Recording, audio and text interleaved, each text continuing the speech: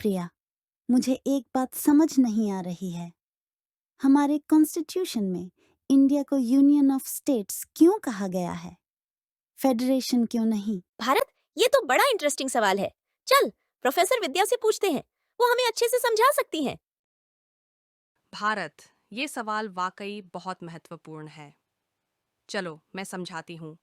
India को union इसलिए कहा गया है क्योंकि ये एक इंडिस्ट्रक्टिबल यूनियन है। इसका मतलब है कि हमारे स्टेट्स अलग अलग सॉवरेन एंटिटीज नहीं हैं। उनका अस्तित्व कॉन्स्टिट्यूशन पर निर्भर करता है और वो यूनियन से अलग नहीं हो सकते। इसीलिए यूनियन शब्द का इस्तेमाल किया गया है, जो यूनिटी और स्ट्रेंथ का प्रतीक है। नमस्ते, मैं हूँ आर्टिकल 1, नाम और भारत का क्षेत्र। मैं डिफाइन करता हूँ कि इंडिया यानी भारत एक यूनियन ऑफ स्टेट्स है। मैं इंडिया की बाउंड्रीज और टेरिटोरीज का फ्रेमवर्क बताता हूँ। हाय, मैं हूँ आर्टिकल 2। मेरा काम है नई टेरिटरीज को इंडियन यूनियन में शामिल करना, जैसे गोवा, जो 1961 में इंडियन यूनियन का हिस्सा बना। मैं हूँ आर्टिकल 3। मेरा रोल सबसे डायनामिक है। मैं पार्लियामेंट को पावर देता हूँ कि वो नए स्टेट्स बनाए, एग्जिस्टिंग स्टेट्स की बाउंड्रीज बदले और उनका नाम भी बदल दे। लेकिन क्या पार्लियामेंट को स्टेट से परमिशन लेनी पड़ती है? बिल्कुल नहीं। बस उनका ओपिनियन लेना जरूरी है, लेकिन उस ओपिनियन को मानना जरूरी नहीं। मैं हूं आर्टिकल 4।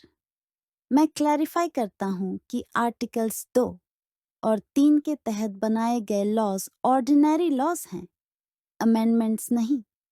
मतलब इन्हें पास करने के लिए आर्टिकल 368 का स्पेशल प्रोसीजर फॉलो नहीं करना पड़ता।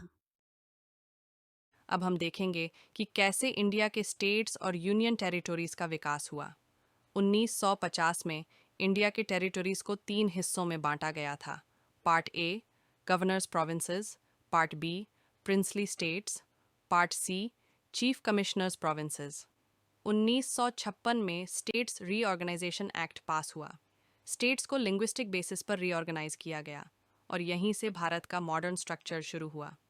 1960 में बॉम्बे स्टेट को स्प्लिट करके महाराष्ट्र और गुजरात बनाए गए।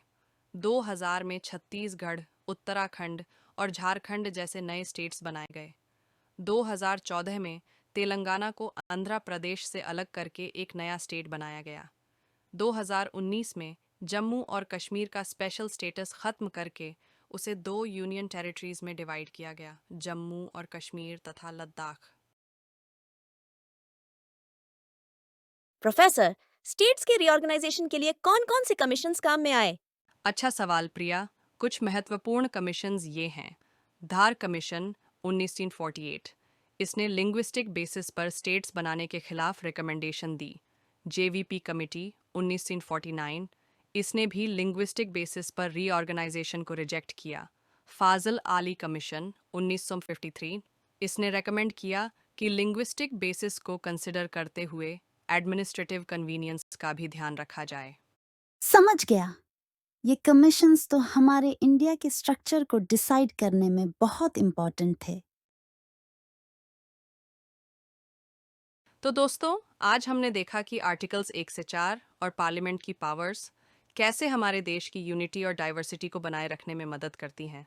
हमारा कॉन्स्टिट्यूशन एक डायनामिक सिस्टम है जो बदलते समय के साथ अडेप्ट कर सकता है। थैंक यू, प्रोफेसर विद्या। अब मुझे यूनियन एंड इसका टेरिटरी का कॉन्सेप्ट पूरी तरह क्लियर हो गया। और दोस्तों, अगर आपको ये एडवेंचर पसंद आया तो लाइक करो, शेयर करो और चैनल को सब्सक्राइब करना मत भूलना। मिलते हैं अगले मजेदार एपिसोड में। जय हिंद।